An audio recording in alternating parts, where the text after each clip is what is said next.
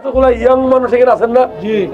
এইখানে অনেকে আছেন না বিয়া করবেন, বিয়া করতে ডরান, এরকম মানুষ আসেনি? আমার প্রবাস থেকে অনেকে মেসেজ দেয় বা ফোন দেয় বা ফোনে কথাও বলি যে বিয়া করতে ডরাই, এরকম মানুষ আছে না? কি জন্য ডরাই কইতে পারবেন?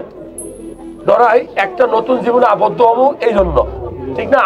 নতুন জীবনে বিশেষ করে ছেলেরা যারা প্রবাসে ছিলাম বা অনেকদিন ধরে জব করি, স্বাভাবিক মানুষ কিন্তু আমরা বড় হয়েছি, বড় আলাপ করবো। কেন ডরাই? যে একটা হলো সামাজিক জীবন আর একটা কি পারিবারিক জীবন। আমরা অনেকেই পারিবারিক জীবনে একটু দুর্বল হয়ে গেছি। কারণ কি? মাস্টারবেশন, হস্তমৈথুন। হস্তমৈথুন কি বৈধ? সামাজিক ভাবে অবৈধ, ধর্মীয় ভাবে নিষেধ, পাপ। তাহলে যেই কাজটা নিষেধ, পাপ, সেটা অনেকদিন ধরে যদি কেউ করে, হস্তমৈথুন করি না আমরা অনেক সময়। হস্তমৈথুনটা কেন করি? শয়তানের প্ররোচনায়, শয়তানের পালায় পড়ে, বন্ধু বান্ধবের পালায় পড়ে এগুলা শিখছি।